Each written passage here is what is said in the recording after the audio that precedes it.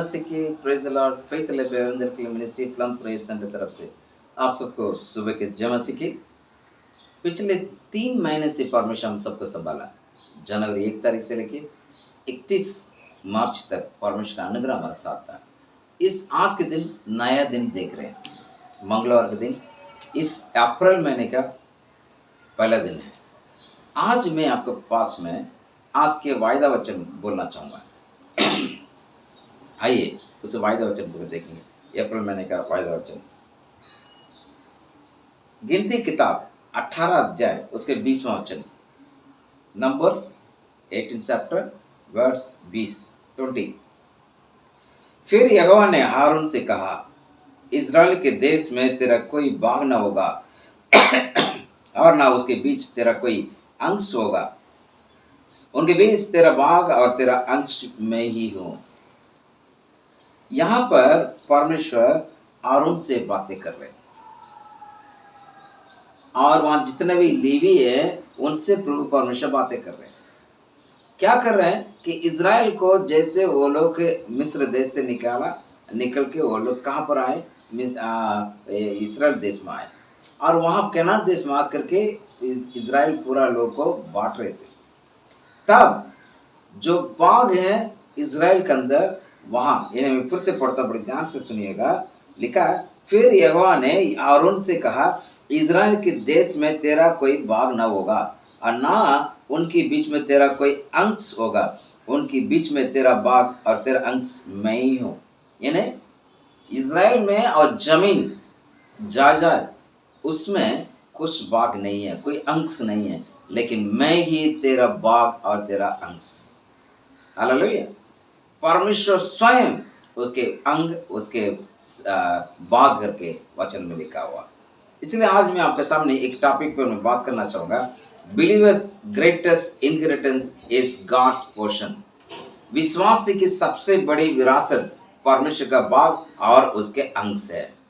यानी बिलीवर्स का greatest inheritance is God's portion. विश्वासी के सबसे बड़ी विरासत परमेश्वर का भाग और अंश है।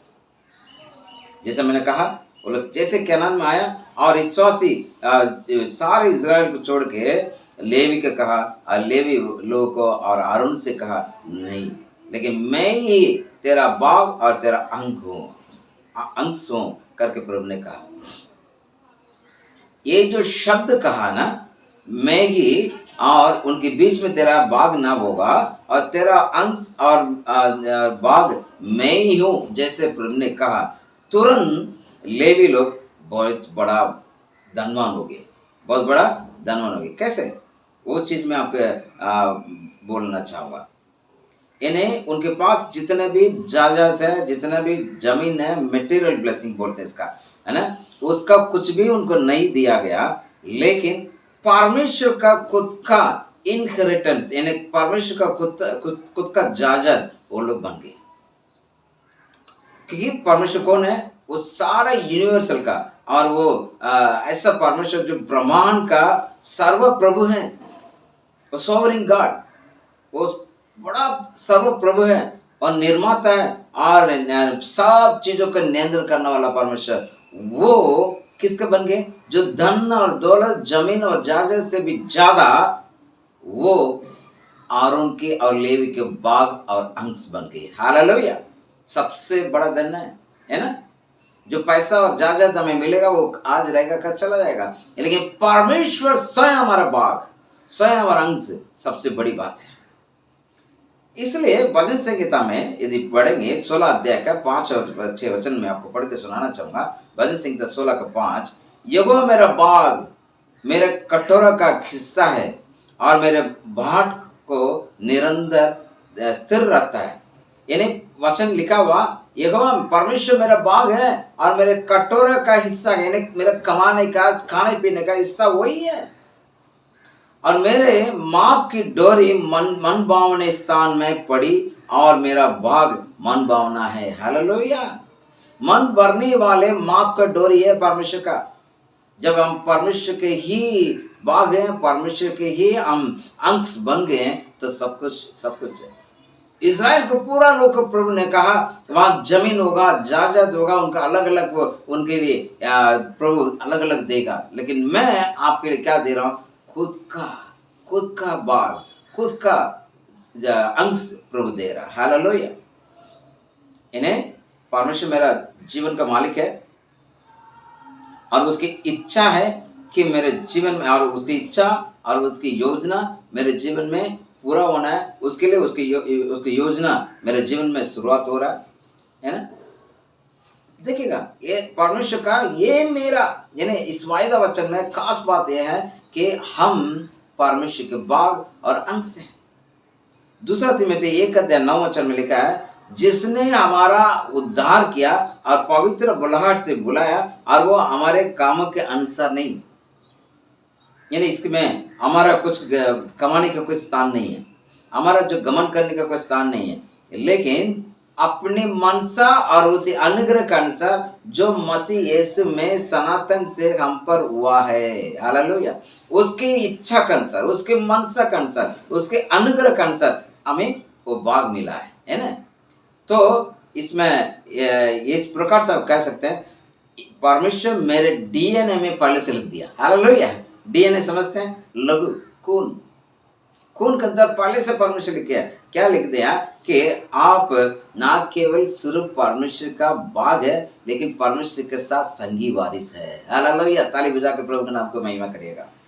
आप ना केवल आप परमेश्वर का वारिस है, उसके संतान है, उसके साथ संगी वारिस है ना? जॉइंट हेयर्स है कि नहीं? रोमी की पत्री 8:17 में आप पढ़ेंगे तो वहां लिखा है, यदि सनातन है तो वारिस भी है, ये वरन परमेश्वर के वारिस और मसीह के संगी वारिस है।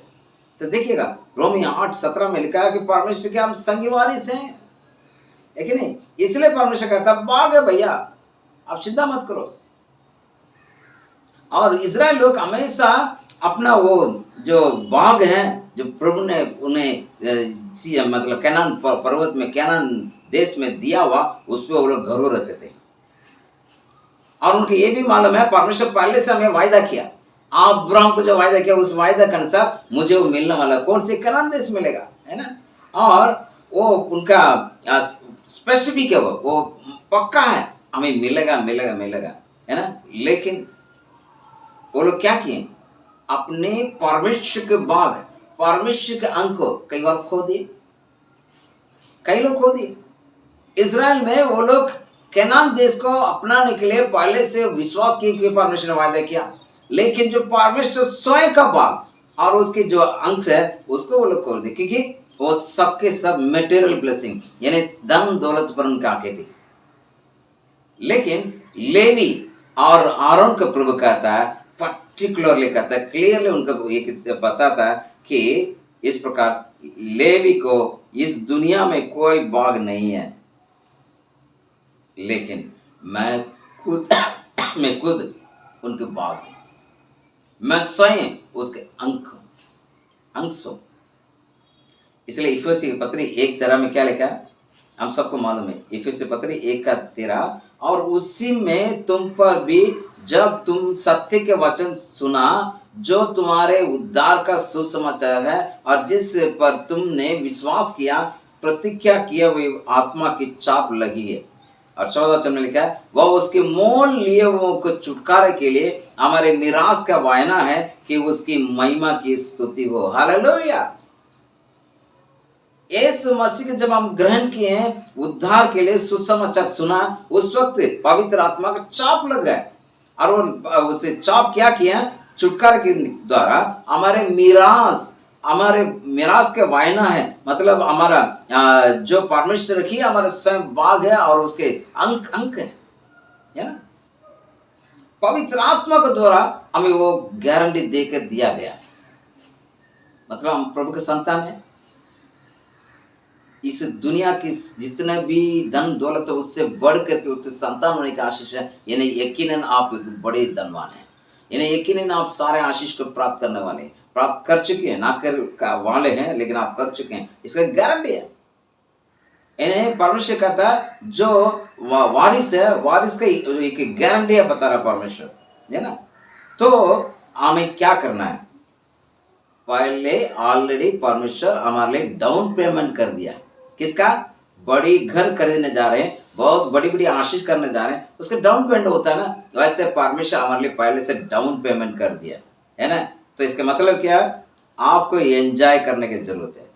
इस महीने में परमेश्वर आपको परमेश्वर बाग और उसके अंश मतलब परमेश्वर आपको सारे आशीष दे दिया और डाउन पेमेंट भी हो चुका है, यानी आपके बदले खरीदा गया और उसका डाउन पेमेंट हो गया। अभी आपके क्या करना है? एक पवित्र आत्मा के द्वारा उसे क्या करना? प्राप्ति करना है बस। क्योंकि पवित्र आत्मा हमारे अंदर है और वो हमें गारंटी देता है, वो हमें इस सारी चीज़ों को सक्सेस बनाने में मदद करेगा, है कि नहीं? तो क्या होना चाहिए कि हमें परिपूर्ण रीति से उसे प्राप्ति करेंगे, यानी प्रभु हमारा अंग है, प्रभु हमारे भाग है, इस बात को प्राप्ति करेंगे विश्वास के साथ, ताकि परमेश्वर का पवित्र आत्मा के द्वारा दिया हुआ जो जॉय है, आनंद है, पूरा हो। वो आनंद हमारे अंदर भरपूर रीति से आए। प्रिय, क्या आप इसके लिए तैयार हैं? क्या इसको आप एम्ब्रेस करने के तैयार बैठे हैं? क्योंकि आपके अंदर डीएनए में लिखा हुआ है, आप परमेश्वर बाग हैं, आप परमेश्वर का अंग हैं, आपके लघु में लिखा गया ब्रदर सिस्टर।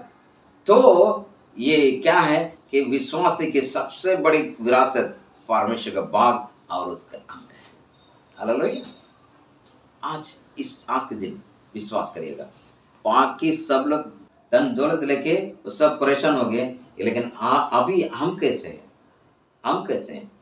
हमारे पास हमारे लिए विरासत परमेश्वर है और उसके बाग, हमारा विरासत परमेश्वर है और उसके बाग और अंश है। इस महीने में इस बात का विश्वास करिए, आशीष पाइए, प्रभु आपको बहुत ऐसा आशीष करे। ठीक है, आज के दिन इसका ना भूलें, ज़्यादा अध्ययन करिएगा, पूरा अध्याय का अध्ययन करें, यानी ये नंबर्स का, ये गिनती का 18 अध्याय अध्ययन करिए। फिर परमेश्वर क्यों लेवी और आरोन को नहीं दिया, लेकिन परमेश्वर स्वयं बाग, इसका मतलब क्या, और अध्ययन करिए। परमेश्वर और आपको खुलासा करेगा और परमेश्वर आशीष करेगा। इस वायदा वचन के साथ आज आपका आशीष कर रहा हूँ। इस महीने आपके लिए आशीष का महीना है, इस महीने आपके लिए विरासत का महीना है, इस महीने आपके लिए प्रभु के साथ संगी वारिस होने के नाते हाँ, जो भी प्रभु का सब कुछ आपका है, लेवी के लिए प्रथम रूपी से परमेश्वर दिया, वो आप पर प्राप्त करेंगे।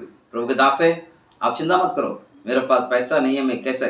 आपके लिए परमेश्वर कहता है इस महीने में बहुत चिन्ह और चमत्कार होगा, धन दौलत आपके कदम छुएगा।